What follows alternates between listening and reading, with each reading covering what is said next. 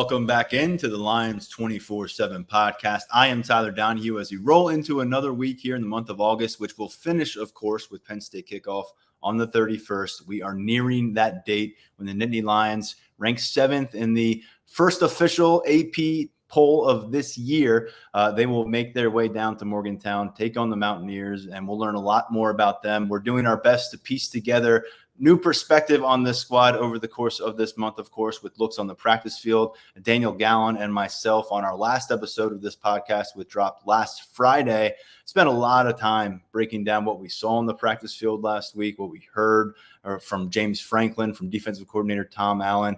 Really spent a lot of time as well headlining what we've heard about those two freshmen that stood out in that conversation.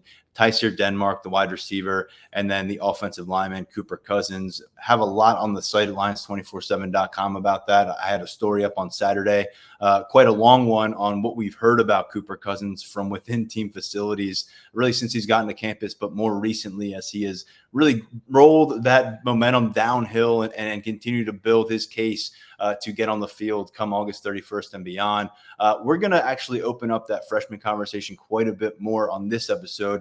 Tyler Calvaruso is going to join us. He is our resident recruiting expert. He spent a lot of time covering members of this freshman class going back to their junior year of high school, long Penn State commitments, recruitment processes. So he's going to bring a different layer of context into the conversation. And additionally, we're not going to welcome Tyler onto the show without getting into some recruiting talk. We will talk about 5 potential flip candidates for Penn State fans to keep close eyes on. Of course, last week, the Nittany Lions landed former Duke commit Cam Smith out of Philadelphia's St. Joe's Prep. He's a top 24/7 linebacker. He's a player that Penn State was after for a long time. Then he committed to Duke, and then he flipped to Penn State. So who are 5 other names to know, including a few here in the state of Pennsylvania? We'll take a look later in the episode. But without further ado, Tyler Calvaruso joins us right now. And I promised some freshman conversation. I know you're going to deliver it. And I want to begin where we spent a lot of time with Daniel last episode, and that is Tyer Denmark, receiver out of Philadelphia. He was the final member of this 3-man freshman receiver group to get to campus.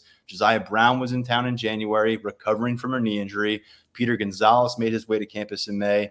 And then you've got Denmark making the move later in the month of June. And here we are, less than 2 months from his arrival, Tyler, and James Franklin is talking about him really being in that mix to see the field, to have an impact. We talked a lot about why that was the case and going through James Franklin's comments last episode. I want to bring you in and spin it this way. What have you seen and what have you heard leading up to his arrival that makes this kind of the blueprint for what you anticipated if it went according to plan for Tyer Denmark? First thing that stands out to me is I don't think this ascension necessarily surprises anyone at Penn State or inside of Lash. And a lot of it has to do with what Denmark showcased on tape and just through in-person evaluations throughout his high school recruitment. Such a fluid and refined route runner. And he's just a guy who has come in and showcased all of his strengths that he put together throughout his high school career at Roman Catholic and then as a senior at Imhotep. It's showing up on the practice field at Penn State. The hands are good. The routes are good. Everything is where it needs to be early on. So this rise and all of the buzz that Denmark has generated early on, I don't think it's really caught anyone off guard because Penn State has always felt that it landed a really, really solid wideout in the Philadelphia native, a guy who could come in and contribute potentially early if things broke the right way, as you mentioned, and they have broke the right way so far. And, you talk to people about Tyer Denmark and what he's doing to separate himself. I would say a lot of it has to do with the off-the-field aspect, and that's a big reason why Denmark is where he is right now. He's adjusted to the level of competition. He's mentally where he needs to be. Because I talked to one source who is familiar with Denmark going back to high school and has been able to observe him throughout the early stages of his career here at Penn State. And there's a difference between going up against teenagers, 16 years old, 17 years old, and knowing you're the best talent on the field, knowing that you're better than the DBs that you're going up against on a daily basis, whether it be either in practice or in a game. Then you go to Penn State and you're going up against some of the top talent in the nation in practice on a daily basis. Not every guy adjusts to that as quickly as Tyer Denmark has adjusted to that. Some guys struggle with that right off the bat because admittedly it is a challenge. You're playing against grown men now. Not every kid who arrives on campus is going to adjust and be up to snuff in that regard right off the rip. It's an adjustment period. For some guys, it takes longer than others. Denmark, he's been on more of an accelerated timeline in that regard. He's adjusted nicely, and he's making some impressions in the locker room as well. There are people who have praised him as a teammate. There are people who have praised just his presence in that wide receiver room. So all the buzz that you're hearing surrounding Tyer Denmark, really dating back to when he first arrived on campus, could tell you from what I've been, it's definitely not lip service. I think there's a lot of excitement about what Denmark's bringing to the table. And it was even before he got to campus. I remember kind of passing along an anecdote I got from June camp where someone was kind of in my ear buzzing around. This is, again, before Denmark makes the move and saying, like, he's going to be in, like, he's going to elbow his way into that conversation. It's not going to take long. And so it's one thing to hear it before he gets here, and then the reality sets in, and all of a sudden you're on campus and you're surrounded by 100 other dudes in a locker room, and you have a lot of other responsibilities that show up on your doorstep when you become a student athlete at a place like Penn State University. And so to kind of get to this point now where we're about halfway through the process on the practice field leading up to this game week when they're going to get ready and make sure their ducks are in a row, and whoever's really coming off the sideline during practice that week is going to be coming off the sideline in the game. And right now he is on track to be one of those guys. And you don't know how much run he might get against West Virginia.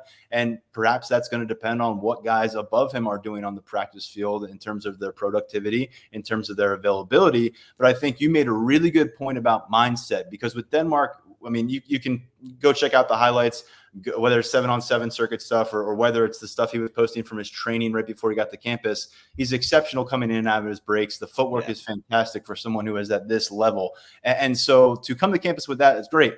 But we've heard from multiple people. I've heard it from within that wide receiver room. I've heard it across the ball from people who are really more involved on the defensive side of things, saying that he brings the I'm not going to get beat on this rep mentality. And fair or not, I think the reputation for this receiver room lately has really been that they are not going on the field against opponents on Saturdays with that kind of an edge. I think they've lost that benefit of the doubt. And so to hear that from a new guy, we did hear that there was a kind of a thought that there would be a jolt from these three freshmen because of the personalities, because of their love for football, because of the passion and enthusiasm they bring to the game.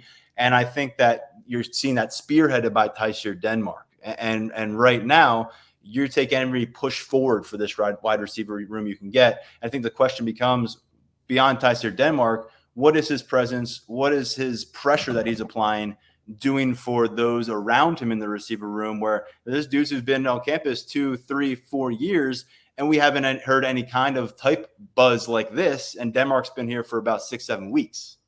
Iron sharpens iron. I know there are probably a lot of people who roll their eyes hearing that saying, but I've never heard that before. I've never heard that.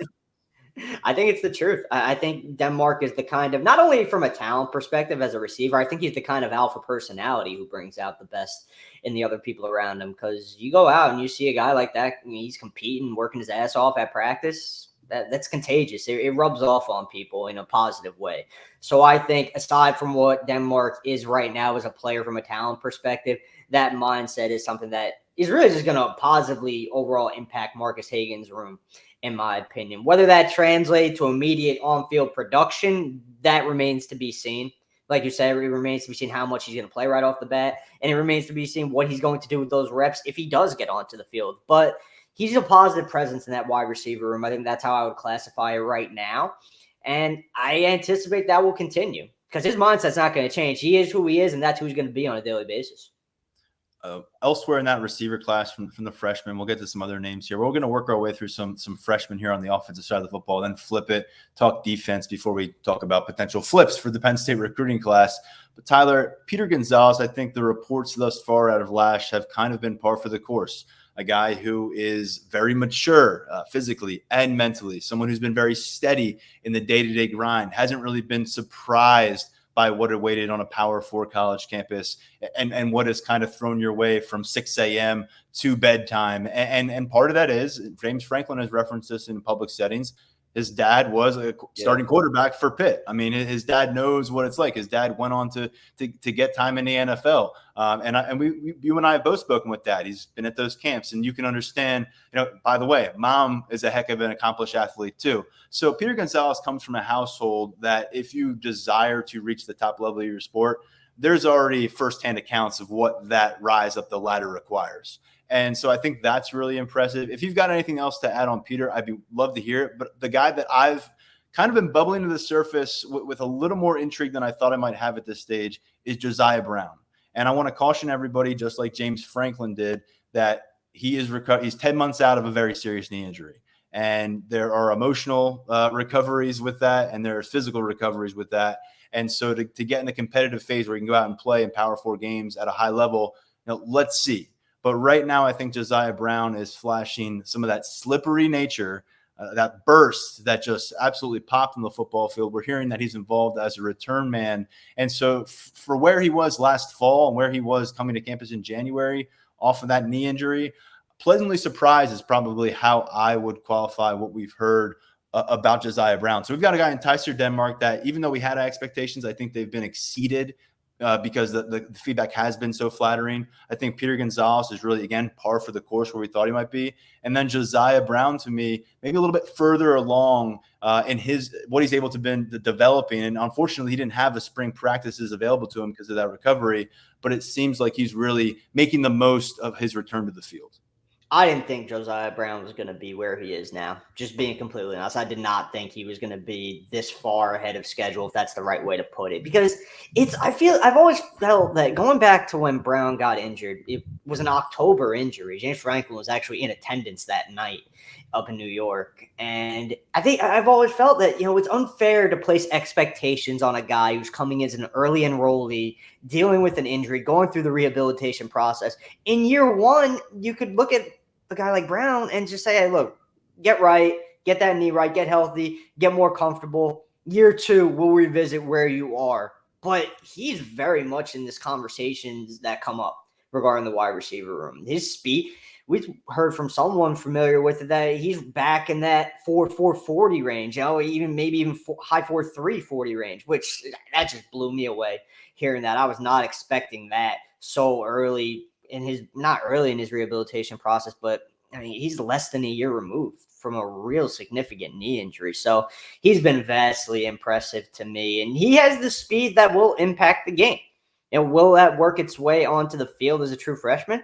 The fact that he's popping up in conversations leading to be, it's definitely possible. Whether it be in the return game as a gadget guy on offense, that speed kind of kills, and it plays in Penn State's offense. Penn State wants to be as dynamic as possible. So Brown could impact the game there. If he could impact the game as a returner on special teams, Penn State will get him on the field.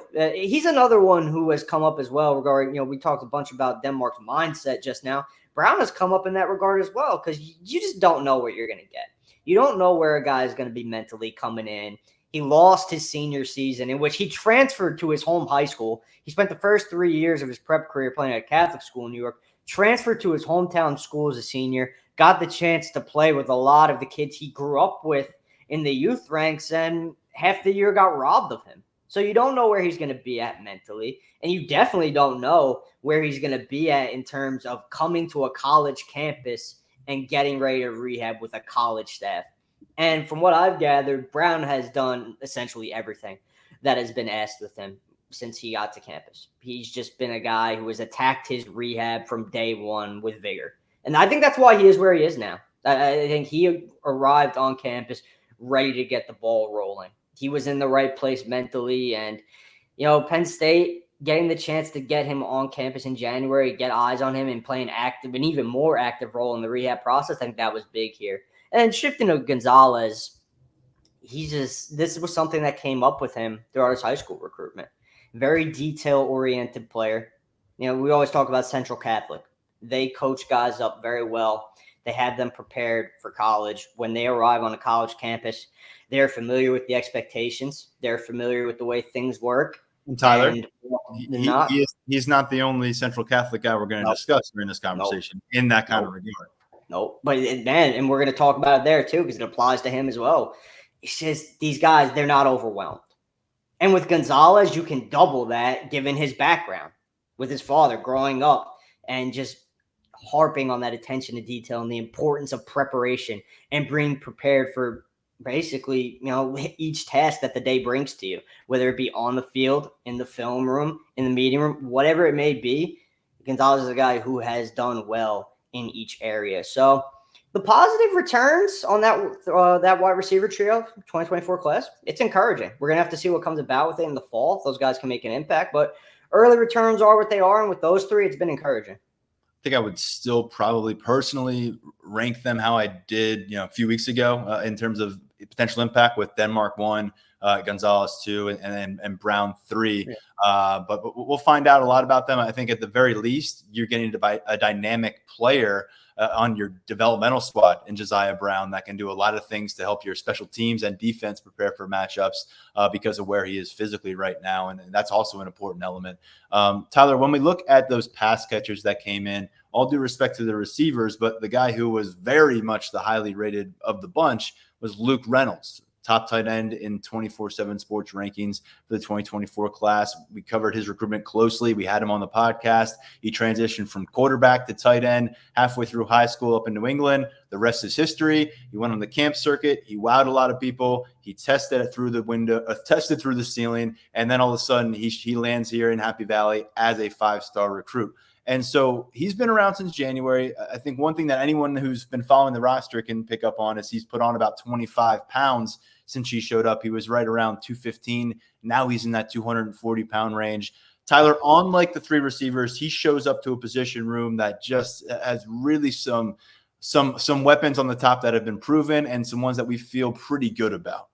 So there's less uncertainty in play here for the rest of that position room ahead of him. But what are you hearing about Reynolds and what he's been able to accomplish thus far? No, physical transformation has been a big talking point with him because, he did need to add some weight when he arrived on campus, and he's done a good job in that regard, working with Chuck Losey and the strength staff. I believe he's up 20, 25 pounds. So he is getting to where he needs to be physically, packing on the muscle, and that's been part of his developmental process. The depth chart at tight end is just so talented, and there's so much there. I wrote on the board because we had a discussion about this in one of the threads. I believe it was regarding the freshmen who were standing out on offense early in campus or early in fall camp.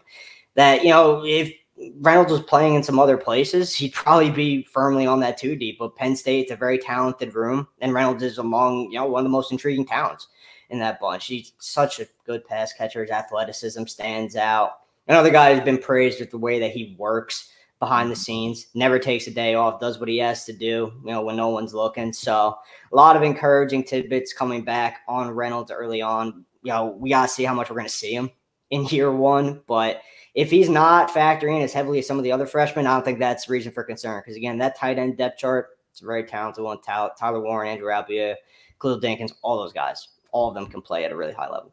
And, Reynolds, he fits into that equation, but we're going to have to see how much once the action kicks off here. We have heard that he really did ditch the 5-star thing at the door when he checked in. Oh, yeah. Which you're not always guaranteed to do, especially when you've got a guy that really experienced that rise in a condensed way. It was really 1 year of just a rapid skyrocket from 3-star status to, the top 25 in the country kind of situation. So for him to show up and you have to do that in this tight end room. I mean, I think that Ty Howell is very candid with the recruits. What has been proven on the field thus far at Penn State in that position room is undeniable. They're getting guys to the professional level. They're getting guys big paychecks down the road because of what they were able to do here. And ultimately, I think there is a lot of cases to be made for patience paying off. I mean, not everyone's going to be a Nick Singleton or a Pat Fryermuth and show up into a situation where not only are you a big-time prospect, but you're at a position where they need you right now. There have been examples where Theo Johnson had to come and wait his turn. He was tight end 3, then he was tight end 2, and then he was sharing that role. We certainly have seen Tyler Warren wait around and work and do some of the lonely work behind the scenes. Brenton Strange had a nice come up. I mean, I think a lot of these guys have shown that there's a pathway to success at Penn State. And so the immediate returns might not reflect the 5-star deal, but from a production standpoint, the box score this year for Penn State, but it sounds like Luke Reynolds, not only is he kind of ditched that 5-star ego thing, but he is also, not backing down at the same time. He's not out there, and I'm not saying he's humble. He's been so humble that he doesn't believe in himself. He's out there, from what I've gathered, he's doing a little chirping himself. That doesn't necessarily surprise me because we've seen him in the camp setting, and he gets very competitive. And I imagine now that he's already had spring ball under his belt, he's feeling comfortable with these defenders and a little more comfortable with his own teammates to show more of his personality. Probably has a better feel out there for the game. So sounds like that personality is coming through. And I think that's really what could push him forward as he gets an opportunity, because as the weight climbs, as he becomes a more well-rounded tight end who can block, we know Andrew Rappelier's personality and his attitude has really pushed him really along in a strong, positive way, and he's in a spot to do a lot of damage. It's one thing to have all the physical attributes, but it seems like Luke Reynolds is certainly starting to sense he belongs on the field, and he's asserting himself a little bit more. He is a big-time playmaker down there. He can go up and get the football. He's the kind of guy that you can feel a little more comfortable if you have to toss a 50-50 type ball toward. But at the same time, if you want to see real significant snaps for this team, and even Andrew Rappelier didn't last year, and he was a pretty well-rounded tight end as a freshman, you got to be able to block. You can't just go down the field, go up and beat a safety for a jump ball. It's not going to get the job done. So I don't know how much we see of Luke Reynolds here, but Tyler, I think this is one of those where you got to give the caveat that he is in a patient situation where we've seen patient payoff. He's in a patient situation, and he's in a situation where this goes for every freshman. If you're that guy on the practice field and you're showing a high level of ability, you're going to get your chances regardless of the depth chart. That's how it's always been at Penn State under James Franklin. The best players are going to play regardless of their class. And if Reynolds winds up being one of those guys at tight end, he winds up being one of those guys at tight end in year one.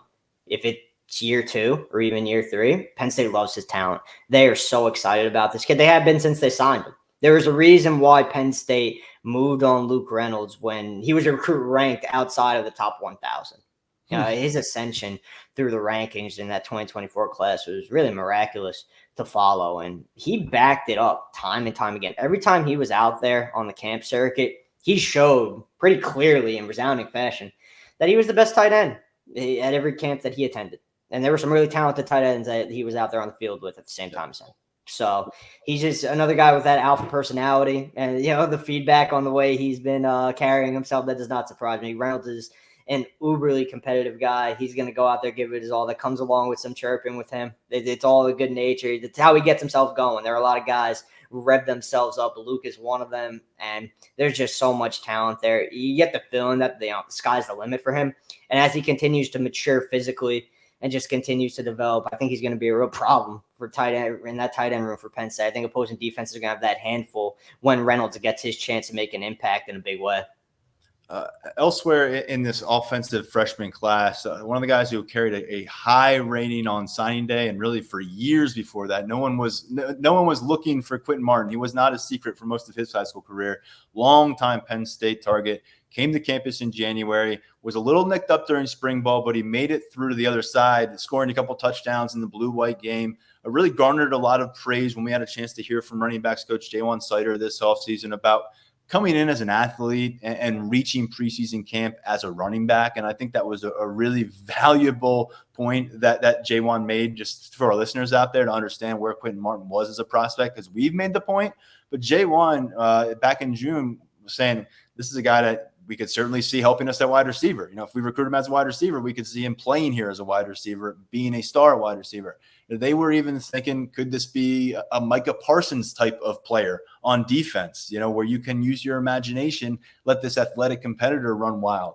Ultimately, I think they made the right choice, and I think Quinton Martin certainly showed it on the high school fields by the end of his career that he can do big things at the running back spot, but he can do more than run the football. He can really be an asset in the receiving game. And I think when you heard a comparison from Sider to Marshall Faulk, who is one of the most rare running backs in NFL history, a Hall of Famer at the college level, a Hall of Famer at the NFL level. And what do you think when you think Marshall Faulk, aside from the greatest show on turf?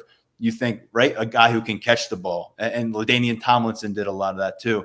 And so I know these are big comparisons and kind of scary to do with a freshman like this.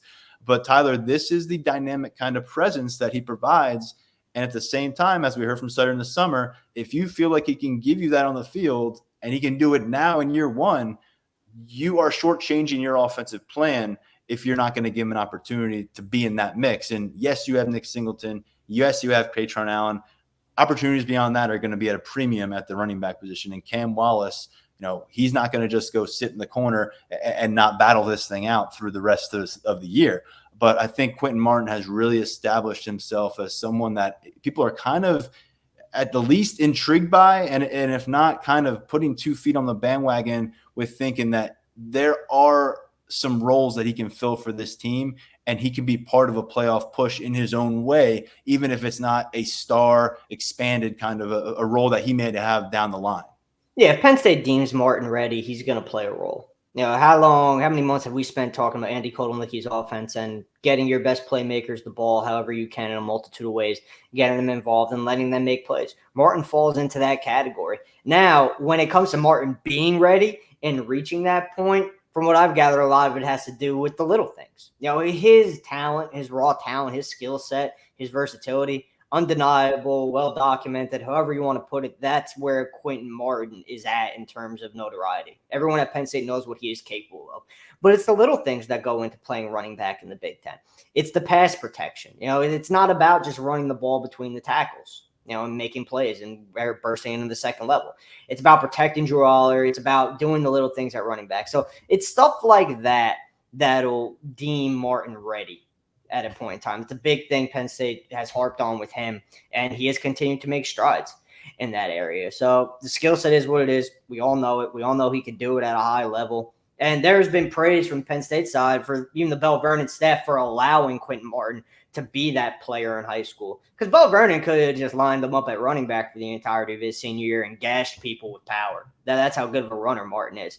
But they're splitting him out at wide receiver. They're letting him catch passes. They're getting him in space. They were using him to the fullest of his ability. And that has aided his development in the sense that, yes, maybe he didn't take as many touches at running back as some of the other 2024 running backs who signed across the nation. So maybe he's not quite as refined in certain areas as some of those guys, but he has still come along so nice in his running back development, and his overall game is better developed because of Bell Vernon's usage of him, allowing him to be that Swiss Army knife kind of guy in the offense. But if we're going to see Martin on the field as a true freshman, keep in mind, for that to happen, he's got to master the little things, and he's getting there. I believe he was over 700 receiving yards last year. Something like that, yeah. State championship, and that's going over 1,000 yards on the ground as well. And by the way, Marshall Faulk, I just wanted to double check. He is the only player in NFL history, Tyler, to go over 12,000 rushing yards and 6,000 receiving yards. And I know Jaywan Sider knows his history, so that is not necessarily a random reference. So high expectations for Quinton Martin, folks, in the Penn State building. But the beautiful thing about this is, much like Luke Reynolds, you put these guys on, 80 to 90 different campuses across college football, maybe more than that. They're going to be thrust into the fire pretty fast from game one, and they're going to be counted on and leaned on. Right now, tight end, running back, that's not the case. Things could change fast. Injuries happen. But right now, they're really desirable situations from the perspective of the coaching staff where you can develop these guys a bit behind the scenes and then unleash them when they're truly ready versus maybe a little bit early when those training wheels still need to be on. Tyler, let's finish up in the trenches. The offensive line class has a lot of promise for the 2024 group. There's some interior players and Caleb Brewer and Donovan Harbor that we've discussed a bit here. Harbor was on the show before he enrolled earlier this year. But Cooper Cousins, if we're talking about the interior, has clearly stolen the spotlight from just about anybody in this freshman class. What did you make of, I don't know if you caught our chat on the last podcast or the story that I put up over the weekend of Cooper Cousins, but everybody from every corner of the Lash building has something positive to say about this guy, whether it's him staying and working out late by himself on the field till 10 p.m. at night, or just really obliterating guys and trying to dominate matchups on the practice field. We just spent so much time talking about readiness. Cooper Cousins is a guy who just seems more and more ready on a daily basis. The way he approaches everything, he approaches the game pretty much like he's a veteran at this point. He's only a true freshman who's yet to play a down of college football. So off the field, he's impressed, and physically on the field as well. Another guy who he already showed up on campus ready. He had that Big Ten body to bang in the trenches, and he's just the physical profile has continued to improve. And he has maintained just the aggressiveness, and he's a killer with his blocks in the trenches. That was something that always stood out to Penn State. The way he finishes his blocks and just drives through people, and that has shown itself throughout his time at Penn State so far. So all the positive feedback that we picked up throughout spring ball, really from the moment he arrived on campus, it's continued throughout the summer. And it kind of just represents the upward trajectory that he's been on. He finished the cycle, I believe, as a top 50 recruit in our rankings, and he wasn't that for a while. That was, more towards the end of the cycle after he showed out at the All-American Bowl and just continued to impress. So it's pretty evident to me that Cousins is heading in the right direction, and I think that's going to translate at Penn State. I think that he's going to be an impact player on that offensive line, and he's doing all the right things to put himself in a position to be that player. We talked about it last episode. We'll talk about it again. The tricky part becomes if Cousins is on the field, who is off the field. Mm-hmm. That's a conversation for another day, and we'll get out there on the practice field again on Tuesday evening, and we'll get a chance to get more feedback from James Franklin. We'll actually have offensive coordinator Andy Kotelnicki in a media session as well, which is always awesome thus far. So stay tuned with us at Lions247.com for more on maybe more on Cousins and more on how that offensive line is starting to shake out halfway through August. Tyler, elsewhere, some compelling tackle prospects, guys that we don't really expect to see. I think the conversation is, can they get on the travel roster right now? That's probably a better way to phrase where they are in the depth chart than saying they're going to push for too deep consideration immediately. But Egan Boyer, Garrett Sexton, both of them came to campus back in the winter. Sexton was working his way off of an injury coming in from Wisconsin. He was an all-state pick there, but a little banged up. And so we didn't get to see him on the practice field this spring. Conversely, we saw a lot of Egan Boyer. He got a lot of run in the blue-white game, playing at tackle, and he's somebody that has packed on a bunch of weight. I mean, in both cases they have, but Garrett Sexton's been well documented, 190-pound quarterback as a sophomore in high school. Now he's a 300-pound Penn State offensive lineman, and he was a top 200 overall recruit in our rankings coming out of high school. And then Egan Boyer came in at 238 pounds. He's now about 40 pounds heavier than that. And I can confirm this on the practice field, carrying a lot of that in his base right now. And he's got some sneaky strength is the way it's been described by folks on the practice field, because he still looks so thin. He's 6'8", but he went from looking rail thin, at 6'8", 238 to, okay, I see exactly what Phil Trautwein was forecasting now when he brought this kid in at that light of a weight. And he's only, 7-8 months into actual on-field work here. This is really interesting with both these guys. Yeah, Sexton's physical development has been more of a slow burn over time. It's been a long process with him transitioning from quarterback to the offensive line. So he's been packing on the pounds for years. Boyer's done it in a much shorter period of time. He's put on good weight, so it's been really impressive in that regard. He packs some punch. He's definitely deceptively strong at this point. It's been praised by multiple people. He drives through his blocks, and he's doing a good job out there on the practice field early on. Sexton, same kind of deal. But what stands out to me with Sexton is a lot of people have praised his off-the-field ability in terms of what he does when breaking down film in the meeting room. Yeah, that football IQ, and it stems from him, originally being a quarterback. His familiarity with scheme and his ability to diagnose and his knowledge of the playbook has stood out to a lot of people as a true freshman. He's always grading out very well in the testing department when it comes to the offensive line scheme and Andy Kotelnicki's offense. So he's doing really, really well in that regard. So you've got two young offensive linemen at Penn State in Boyer and Sexton who are getting it done in different ways and impressing in their own right. That's a positive start to both of their careers. I've mentioned this before, but I asked Phil Trautwein in the summer, at 238 pounds, is Egan Boyer the lightest freshman offensive lineman you've brought into a program before? He said, thought about it for a moment, and then he said, well, Chris Lindstrom back at Boston College, and you covered Boston College, and Lindstrom has gone on to become, I believe he's the highest paid guard in the NFL and NFL history at this point with the Atlanta Falcons. He was a first-round pick. He was one of the earlier feathers in the caps for Phil Trautwein, who's gone and produced NFL draft picks here now with Penn State. But I thought that was, okay, well, that's a good example of bringing in a light guy. He said he was about 233 pounds when he brought Lindstrom into Boston College. And one more note on Egan Boyer. You wonder what it's going to look like when you put 40 pounds on a 6'8" frame.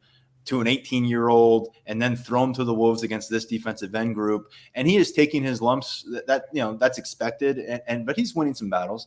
But I heard that his speed is still sub 4.9 at this weight in the 40-yard dash. And so, I mean, you'd think there'd be some growing pains, right? You'd think there'd be maybe a few months where, wow, I feel heavy. I got to get my legs back underneath me. But we're hearing that Egan Boyer hasn't necessarily lost a step. And so for somebody that you've got all this eligibility ahead of him, and I think it's a great time to remind people that you've got these two perimeter linemen that you're developing and kind of building up. And then you've got two other freshman eligible linemen in Chimdi Ono and Javen Williams that people are very excited about within this program. And Williams has a really good chance to take a step forward in how much he plays this year. So a lot brewing for Phil Troutwine at the tackle position, and that's before you even work your way to the guys that we expect to start in game one this season. Let's flip it over, go to the defensive side of this freshman class, Tyler, before we talk about the potential recruiting flips to finish out this episode. Let's begin with the final member of the recruiting class. We thought we had the whole 2024 group figured out a long time ago. Lo and behold, I'm on a plane coming back from Big Ten Media Days in July, and you're blowing me up and saying Max Granville is incoming. And a week later, he's on the practice field. Maybe less than a week later, he's on the practice field. What are you hearing about Granville? Because publicly, Tom Allen, James Franklin really didn't hold back on some of their early excitement about him through two practices at Media Day. We're a little bit further advanced there. So has that sustained now through 2 weeks of camp? Yeah, that praise doesn't get thrown around lightly. And it has sustained itself to a degree. I think with any guy coming in as a trooper, there are going to be ebbs and flows in that development, and that applies to Granville as well, especially given everything that it's been a hectic month for him. Deciding to come to campus late, getting here, and getting acclimated on the fly. He's definitely held his own, which is the really impressive aspect of it. Because if Granville showed up a little bit overwhelmed, I don't think anyone would have blamed him. But ready. Think about how many names he had to learn, because he was probably getting fairly familiar with this 2025 class. He committed in June. It's not like he's been around a bunch, and it's not like he's been committed. It's not like he's spent a ton of time with these guys.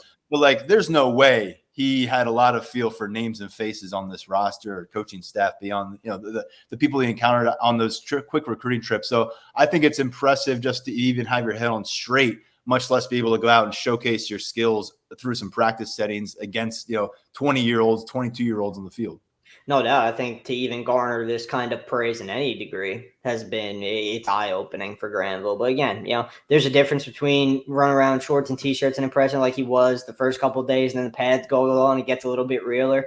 And I think that he's one of those, he's still adjusting. It's definitely still an adjustment, but developmentally, he's continued to test very well. And he has all of the traits that Penn State wants out of productive defensive linemen. So does that mean Granville is going to be out there running around a ton as a true freshman? Maybe not.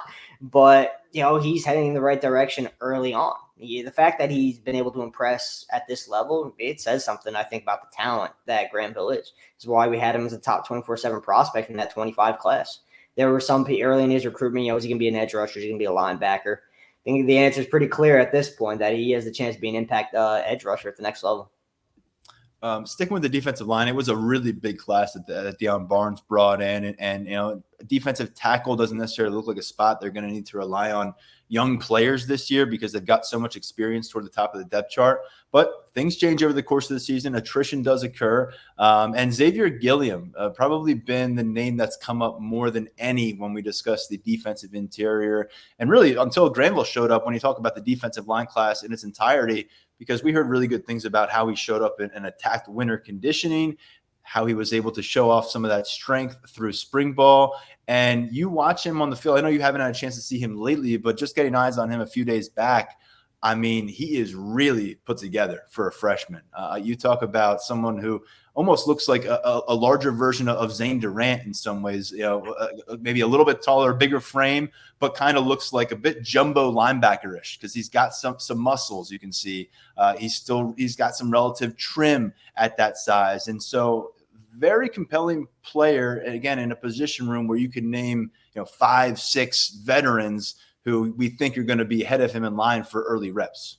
He's got that muscle. He's got that size. And he's still got the athleticism of a former basketball player. That's what Penn State likes. He just moves so well. The agility is top notch. And his senior year was very interesting to follow because if you talk to people, there were plenty of people who felt that Gilliam moving over to Quince Orchard and playing with Jalen Harvey as a senior, that really just helped his development to get, on playing alongside that kind of a talent and learning from Quince Orchard's defensive staff. It really helped him and his development ahead of his arrival at Penn State, where he has essentially done nothing but impress since arriving in State College. There were a bunch of defensive linemen that have come up in conversation, especially with this 2024 group, given the number of guys and the number of standouts that Penn State signed in the 24 class. But Gilliam comes up more than most, and that's been the case since the winter. So hearing where he's at now doesn't really come across as a surprise to me. Again, that depth chart is what it is. There are a lot of veterans on it. Penn State's going to lean on those guys, but defensive line, it's a position where you could lose some guys quickly, and you're going to have to keep some guys fresh. And that's where a guy like Gilliam could factor in maybe as the year goes on. If he continues to impress behind the scenes, doing what he's doing, maybe he factors in because, it's a grueling position, man. Guys are going to wear down. Guys are going to get banged up. That's why Penn State went out and signed such a big 24 class. They wanted to make sure they had strengthening numbers on the defensive line, especially at defensive tackle. And Gilliam's profiling is a strength right now. When you have this many seniors at defensive tackle, it means next year you'll have a lot of guys gone from the roster. So it's really interesting when you throw in a guy like Caleb Artis and Ty Blanding that have been here for a year or two now and see how they're going to be able to progress, because it's going to be a really strong competition. Maybe there'll be transfers involved next year. There always seem to be. But Alonzo Ford, I'll just mention him real quick because I wrote a story on Monday. Haven't really talked about him much in the podcast, but he's back on the field. He was at Old Dominion for his first couple years of college, 25 starts there. And then he shows up to Penn State last year, gets hurt in the first week of camp, and kind of forget about him because he's, watching practices on a scooter in a walking boot, kind of just out of sight, out of mind, didn't compete in spring ball. But we've heard some good things about him, and he's put on about 30 plus pounds since he was at Old Dominion. He's at a different level of college competition, obviously, and he's prepared for it, it sounds like. And the early indications are he's in a pretty good spot, working his way back from a serious injury about a year ago. But just another name there at defensive tackle. I'll encourage you, if you want to know more about Ford, story at lions247.com from Monday, where we caught up with him for the first time since he got to campus. Elsewhere on the defense in this freshman class, let's focus a little bit on the secondary. Safeties Vabu Torre and DeJuan Lane got to campus at different parts of the calendar year. Torre was part of that January wave. Lane followed later, so he didn't get to participate in spring practices. We've talked about how these are really strong complementary pieces with each other. Individually, what are you hearing about their paths so far in Happy Valley? Both have stood out in their own ways, and I'll get into Torrey a little bit in a few, but I think DeJuan Lane is actually really in that conversation to impact that safety depth chart in year one. Senior year at Gilman High in Baltimore, really strong season, but his speed is where really he was opening eyes. He was a lot faster out there on the field. Then he goes and runs track in the spring because he wasn't an early enrollee. He was still in high school. It was his summer arrival. He's going 10-4 in the 100-meter. I think that caught a lot of people, not by surprise, because Penn State knew where he was heading in his development in terms of athletic profile and speed. But I think to those who weren't, following that and tracking that quite as closely, seeing DeJuan Lane run at 10-4 was kind of one of those holy crap things. This kid, he's doing a lot of good stuff right now. He's looking like even faster than he was originally as a high school prospect. And he's just standing out on the practice field. That speed's a big reason why. His instincts are very strong. He's still developing, no doubt about that. There are certain aspects of his game where he needs to improve, like any other freshman DB working on the back end of a secondary. It's not an easy task.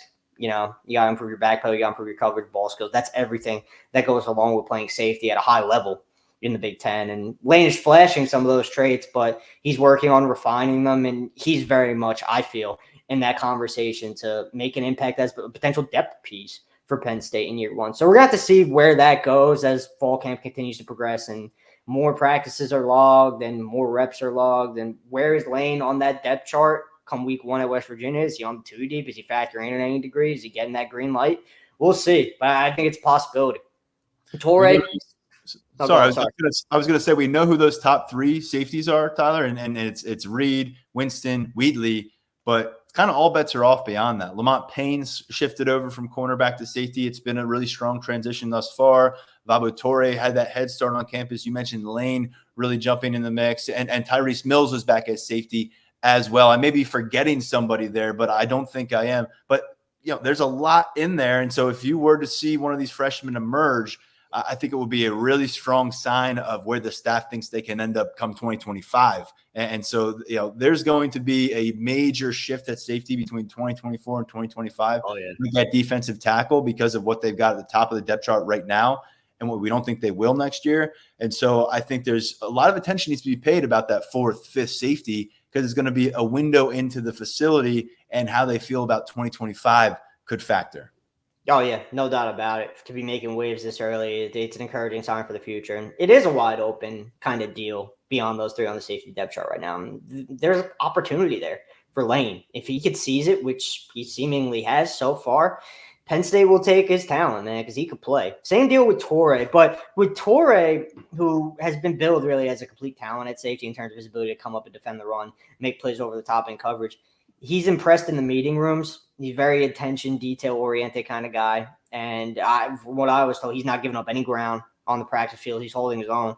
And he wants to get onto the field his first year. He wants to help this Penn State team.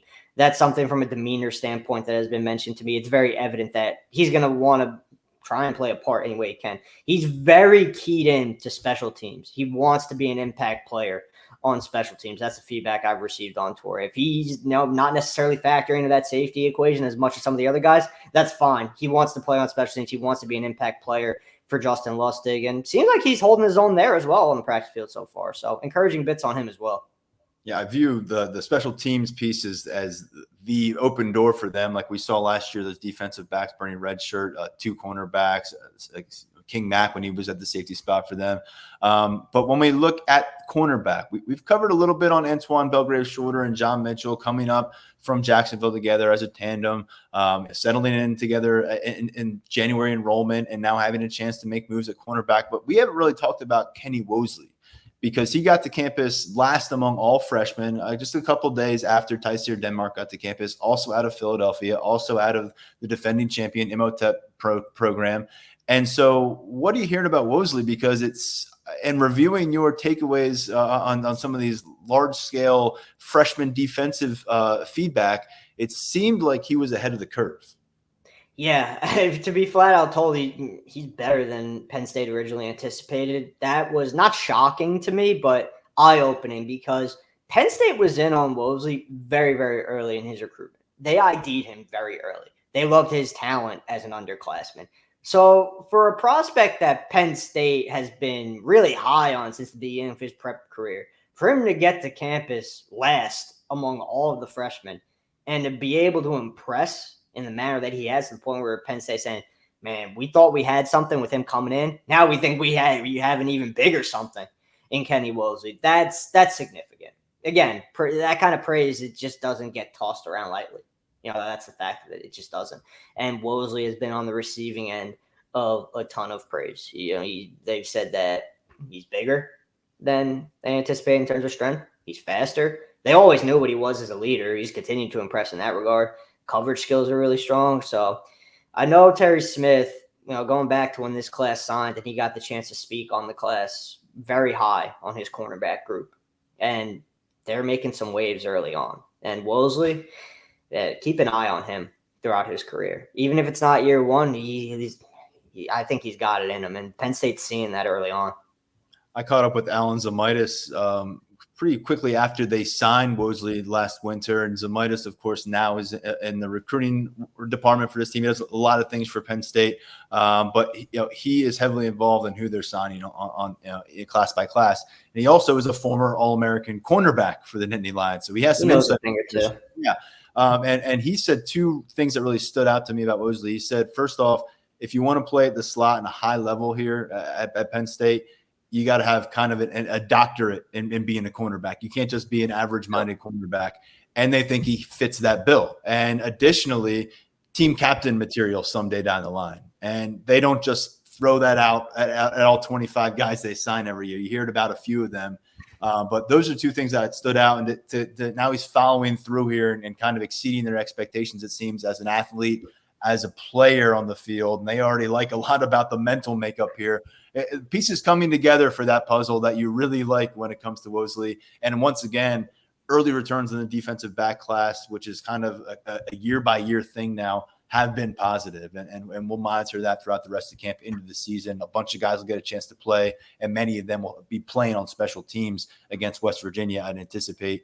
Tyler, going to the final name here we wanted to get to on defense, and very much on the same note of a guy who has been dubbed maybe a future captain and somebody who showed up with the right mentality. And going back to that Central Catholic program in Pittsburgh, like Peter Gonzalez, the wide receiver, came out of, Anthony Specca at linebacker. Only 2 weeks into his college practices, unlike Kari Jackson, the other freshman linebacker, he did not come here in January and have those spring ball. But Anthony Specca got a lot of love from the strength staff with how he showed up, just like Peter Gonzalez did. You can see physically how much different he looks like than when he was on the camp circuit last summer and when we got a chance to see him around as a recruit. But mentally, hearing from people in that linebacker room and some of that defensive staff, just seems like a lot of it is coming natural for him in terms of being able to digest it and then implement it on the field. Now, is he doing it at high speed? That's a question I don't know. And at full contact, I don't know. But it seems like he's a guy who's out there and he's able to anticipate a bit because he's understanding what's being thrown his way before practice. And that's half the battle, maybe more than half the battle for a freshman, is going on to the practice field with the confidence that you actually understand what you were just told to do. And it seems like he knows which direction he needs to head. And I think he's got the physical makeup already as a freshman where if he is able to showcase that a bit, maybe in some special teams opportunities, maybe late in some games, he's a guy that by the end of this thing could flirt with burning a red shirt because of what we've discussed at linebacker depth and because of how useful an accountable, trustworthy, and physical player like Specca can be on a coverage unit.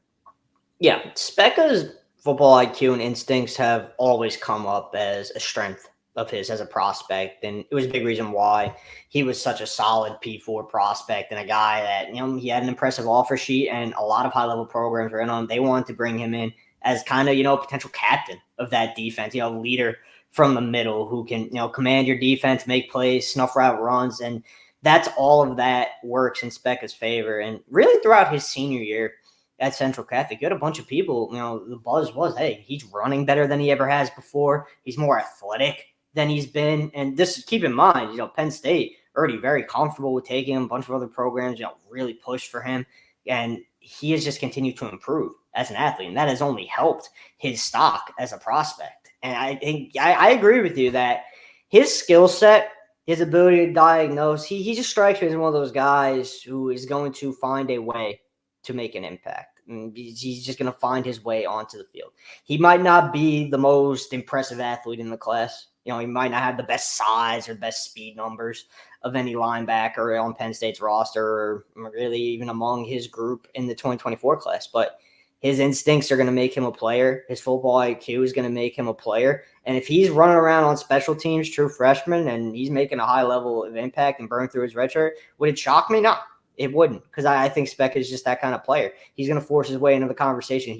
We mentioned the little things earlier. And Specca is a guy who already does all the little things quite well, I would say. Yeah, Specca, 6'1", 230 pounds is where they have him listed.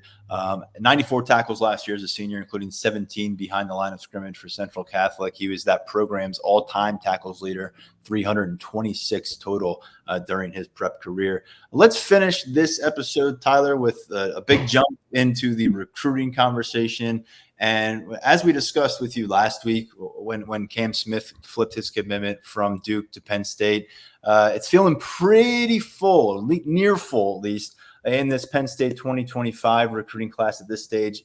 Yes, you lost Granville because he went over to 2024, but you're still at 24 commits on board, which means we're really micro-analyzing, I think, each of the remaining spots. And a big part of that conversation has been the potential for more commitment flips. So I challenged you to deliver us 5 names that people can really, start to pay attention to if they aren't already when it comes to Penn State, maybe making them move off their current commitment and end up signing with this group in December. And we're going to start with one that Brian Doan addressed with the story at Lions 24/7 and in the 24/7 Sports Network on Tuesday, was Zahir Mathis, the edge rusher out of Philadelphia, has a lot of personal ties to this program because of some former teammates, and at the same time has been committed to Ohio State since last winter and has been back to Columbus recently. And so multiple trips to Happy Valley in the books. He's still committed to Ohio State. I'm sure you've had a chance to check out that conversation between Doan and Mathis by now. What do you make of this recruitment, and why did you feel like he was the first name we should get to here in the potential flip conversation? Standout in-state guy. Penn State's been on forever. That's definitely the reason we got to start here. Is here Mathis. He's got to lead this conversation. Penn State wants to keep the best players in Pennsylvania home. Mathis profiles as one of those guys at the next level coming off the edge. He's a high-level prospect. I think he's definitely still fine-tuning some things as a pass rusher and still developing. But once he figures it out and kind of puts everything together and takes his raw natural ability and knows what to do with it as a pass rusher, I think he's got high-level potential at the next level. It's a matter of him getting to that point, but Penn State's easy getting there under the tutelage of Deion Barnes if State College is the place he decides that he wants to be. Penn State got him back to campus twice in the summer, as you mentioned. They're going to continue trying to get him back, and I think there's reason to believe that Penn State has an actual chance to get this one done. He has that Imhotep connection in Happy Valley now. He has teammates on the roster, so he has that unique insight into the program. Heck, he's got Jabri Wallace-Coleman, his running back, committed to the Nittany Lions in the 25 class. Penn State is involved with a bunch of Imhotep's underclassmen. There's a strong presence at that school now. Barnes, rest of the staff, good relationships at Imhotep. So I think the Nittany Lions, there's reason to believe they have a chance to get this one done. I don't think it's going to be right away or anything like that, but they're in this hunt. They went from Penn State not even being in Mathis's top 5, I believe, at the time of his announcement during the winter, to being very much in this mix as Mathis is gearing up for his senior season. Penn State will continue to work that. As I said, they'll look to get him back to campus for a game during the fall if that works out. And again, Mathis still has to make it to Columbus for his official visit with Ohio State. He has a good relationship with Larry Johnson. Ohio State has pushed a lot of the right buttons in his recruitment, and as of today, he remains locked in with the Buckeyes. So there's a lot going for Ohio State in this process as well. So we're going to have to see how things progress during the fall. But Penn State has done a nice job of working its way really into this mix with Matheson. They've given themselves a real chance. Yeah, he's the number 16 edge rusher nationally. He's the number 3 player in Pennsylvania, number 132 in the top 24/7, Zahir Mathis. And another offensive lineman, or another lineman, I should say, in the state who's garnered national attention, but no longer at a high school in the state of Pennsylvania, is Michael Carroll, down at IMG Academy in Bradenton, Florida, on the Gulf Coast of the Sunshine State. He has been committed to Alabama since early June. He's a Penn State legacy. They offered him during camp season last summer, which we saw firsthand. So bring us up to speed on why he remains in play and perhaps the challenges that are still there that the Nittany Lions will encounter. Penn State didn't get the chance to host Carroll during the summer for his official visit. He went off the board to Alabama just before that. And the Nittany Lions would still definitely like to get him back for that official visit because his ties to Penn State, well documented at this point. The staff felt it was doing a good job recruiting him, and I agree with that assessment. Alabama just blew him away during his visit, and Kalen DeBoer and that staff in Tuscaloosa did a great job with Carroll, get him on board in that class before he's able to make it to Penn State. And Carroll has discussed the possibility of getting back to Penn State maybe during the fall. The Nittany Lions are involved with his younger brother Liam, who's a very talented wide receiver in the 27 class. And will he make it back to campus? That remains to be seen. But if he does, that'd be big for Penn State. Penn State getting another chance with Carroll will be big because right now, as things stand with offensive line recruiting, Malachi Goodman is really the name to know on Phil Trotwin's board, the top 24/7 lineman from Paramus Catholic in New Jersey. Beyond that, it's open. And Carroll is a name that Penn State would like to make some noise with if possible. But my read on it right now with Carroll, I think he's pretty solid with that Bama commitment. So we're going to have to see where things go in the fall. He is also highly rated, number 145 nationally in our rankings at 24/7 Sports, the number 8 interior offensive lineman in the nation, and on that Alabama commitment now for a couple of months. Elsewhere here in the state of Pennsylvania, a long-term target for the Nittany Lions, Lex Cyrus. And for as much as there has been really exciting and positive moments for Penn State recruiting on the trail this summer, one of the low moments was missing on Lex Cyrus when he committed to the South Carolina Gamecocks on July 11th out of Susquehanna Township, a guy who's number 34 in national receiver rankings, a 4-star rating. And I believe you had the crystal ball pick in for Cyrus early. I think you did, at least. I hope I'm not putting a crystal ball pick in for you right now, but that didn't come to fruition. Why do you believe that it still could?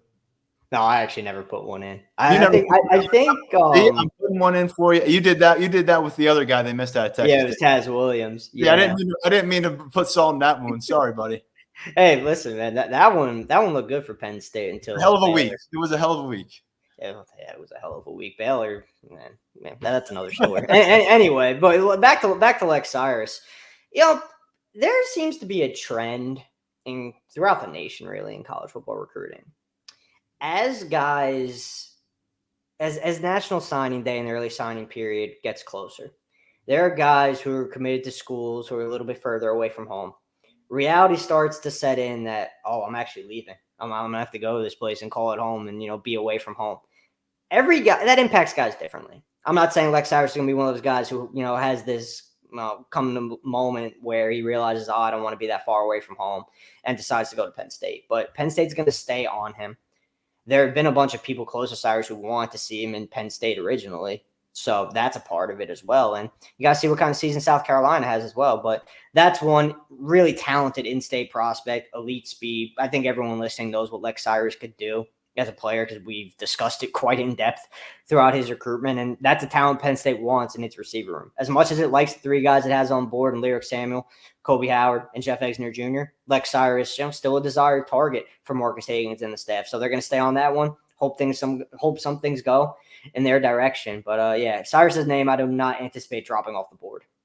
You and I saw that staff tracking Cyrus for a long afternoon across Penn State facilities during 7-on-7 action earlier this summer. And you could see over the course of the day the plays he made and the moments he was able to create, why he is a coveted recruit. Currently, again, another guy committed to the SEC. Penn State's still working there. A Big Ten commitment in play and a Big Ten program that's going to be in the spotlight for what seems to be another year for the wrong reasons, the Michigan Wolverines. And they claim a commitment from Andrew Olish, and he is the number 1 tight end in the state of Pennsylvania. He's the number 2 overall player, and he's a guy who had quite an ascension, very Luke Reynolds-like you could compare it to here in the 2024 year on the camp circuit.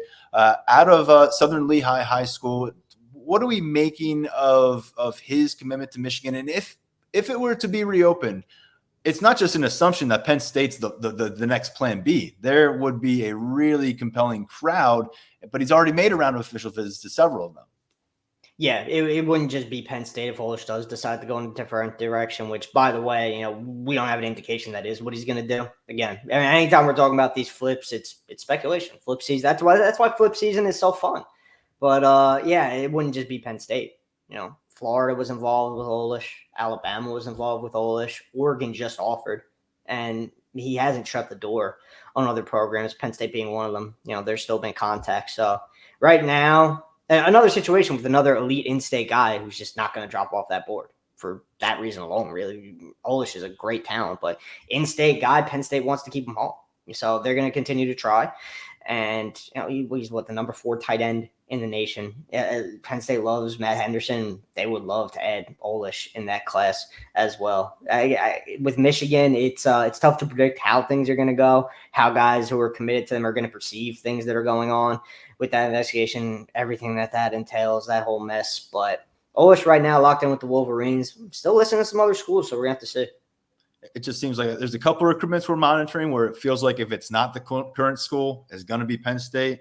That one, there's a crowd at the door waiting for him to reopen it and say, okay, I'm going to reconsider here. But committed to Michigan, we haven't heard anything otherwise, but it's just a precarious situation, it would seem, in Ann Arbor with what they're working with as a coaching staff, as an athletic department right now with the NCAA.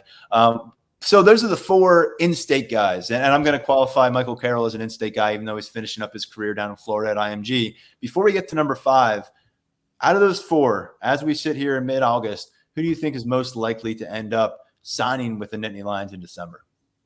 I feel like the answer would have to be Mathis at this point, because we just talked about three guys who haven't been to campus. Well, all right, let me rephrase it this way. Olish made it to Penn State for his official visit in June, decided to go to Michigan after. Lex Cyrus made it to Penn State for his official visit in June. I guess we said June, May 31st through June 2nd. Decided to go to South Carolina in July was when he made his decision. Mathis has been committed to Ohio State since the winter and has been to Penn State twice since then and is still not taken. That included an official visit with the Nittany Lions and is still not taken his Ohio State official visit. So kind of using deductive reasoning and some logic, I think of that in-state group, and if Carroll, who we already touched on, I didn't mention him because we already talked about his visit situation, just as a refresher, we discussed a lot since then. He didn't make it to Penn State for his official visit. Mm-hmm. That was on the schedule for June 14th through the 16th. It wound up not happening because he went off the board to Alabama. So I would lean Mathis among this group as most realistic. Does that mean it's going to happen? Not necessarily. But out of those four, I think I'd pinpoint Mathis. I mean, I think it's as simple as you put it. One of them has been back to campus since committing somewhere else, and that one is Mathis, and it's happened a couple of times. Twice, too. Yeah.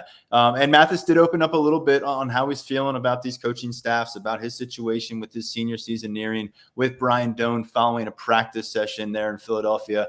Brian has a story up at lions247.com here on a Tuesday. So check that out, VIP subscribers. If you're not a VIP subscriber, get in preseason coverage, all the recruiting coverage you desire throughout the rest of this year, all the way through next year. Full year subscription, 30% off. Let's finish with the fifth name we wanted to get to here in the flip conversation before we say goodbye. And that is Brandon Finney out of the McDonough School. Penn State went 1 for 2 with McDonough this summer, bringing on board Jeff Exeter Jr. at the wide receiver spot, but ultimately missing on Finney on what was kind of a surprising outcome as he committed cross-country to the new Big Ten squad, Oregon. That was June 25th.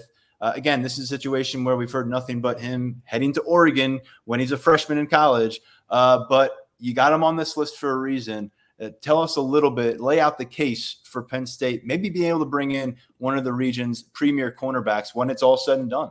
Yeah, I don't see Penn State quitting here until Finney signs somewhere. Yeah, they felt they were in a good spot, really, until Oregon came in last minute and got that one done. The relationship with Terry Smith and Finney is really good.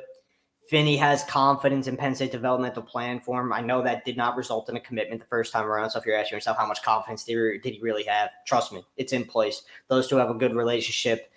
And where will that lead Penn State as this progresses? Again, Finney, he's committed to Oregon. That's where he's planning on playing right now. But the Nittany Lions are not going to quit. I don't see Terry Smith giving up on this one until it's done one way or the other. So, and then, of course, you got to factor in the McDonough connection. That looms large here still. It was never going to be the end-all, be-all in Finney's recruitment. Never. He wanted to do his own thing. But he acknowledged to me multiple times that Penn State being a place where McDonough guys have succeeded, that was something that appealed to him. So I think that we might be in for an eventful fall with Finney. You don't know if he's going to pop up on any visits or anything like that. But Penn State's not going to quit, and it will be very interesting to see where those efforts take the staff. Penn State, they're going to start 2 McDonough players on their defensive line this year, Devon J. Thomas, Denai Dennis Sutton. They've got a younger defensive end trying to work his way up that totem pole, and Mason Robinson out of McDonough. You've got P.J. Mustipher with the Philadelphia Eagles now, a multi-year starter for the Penn State out of McDonough. And, of course, Curtis Jacobs, now a Kansas City Chiefs rookie. He was a 3-year starter at linebacker from the same program. And Kenny Sanders, who gets a lot of things done in the recruiting department, a McDonough alum himself. Tyler, really appreciate the perspective as always. As usual, we went longer than we anticipated when we sat down to record, but we really worked our way through a lot of different elements of this freshman class. No guarantee we're going to circle back to a lot of these names as fall gets underway and we kind of forget about some of these newcomers, but really important processes going on. And I know you and I will both do our best, whether it's here in August or into October and November, to bring the Lions 24/7 community, updates on what these guys are doing and what the development looks like behind the scenes. Yeah, one last thing. I don't think we're done quite yet because this just dropped. Keandre Barker is no longer committed to Penn State. He just went public with that. So Penn State's running back haul in the 25 class down to 2. And those, just remind folks now, those two are Tyke Hayes from Aliquippa and the aforementioned Wallace Coleman from Imhotep. So 2 in-state guys. Barker no longer part of the equation. Hayes and that's really an interesting one. But is it really all that unexpected, Tyler? This is something that I know you're going to get to work with on the site now, but you brought it up. Let's close with it. We were talking for a while about Barker and before him, the kid who flipped to Auburn, Alvin Henderson. He was in the class briefly. It feels like, as let's see what happens when we get to December. What's your knee-jerk reaction to Keandre Barker exiting the class and what it ultimately means for this running back group? Not necessarily, because I think going back to June, there was buzz that, he might end up elsewhere. I think we kept an eye on him as a flight risk, even after things had seemingly been smoothed over. But it doesn't necessarily come as a huge shock to me. Running backs wise, there hasn't been a ton of buzz with other backs beyond the 3 that have been committed. We'll see if that changes. I know Penn State is very excited about the duo it has in Hayes and Wallace Coleman. So at this point, take that for what you will, and we'll monitor any potential movement. I appreciate it. Late breaking news at the final moments of this podcast. Tyler, you'll have coverage of all this and the ramifications, I'm sure, at lions247.com. Really appreciate hopping on the podcast with us. Yep. Thanks, man. Appreciate it. Great stuff, as always, from Tyler Calvaruso. Please follow his coverage on a daily basis, not just on the podcast. He does great work for us, no matter where we are on the calendar. And then Daniel Gallen, myself, Mark Brennan, Grace Brennan will be back over at Penn State football facilities later here on Tuesday. We'll get a chance to find out more about this Nittany Lions squad, as they are now just about 2 full weeks into preseason camp. James Franklin, Andy Kotelnicki, a few players expected to speak after this practice session tonight. So a lot more coming your way at lions247.com. We'll pick up the conversation again with our second episode this week and let you know what we heard and what we saw over here in Happy Valley. For now, a big thanks to all our listeners, all our viewers over at YouTube. Stepping aside, I am Tyler Donahue, and this has been the Lions 24/7 podcast.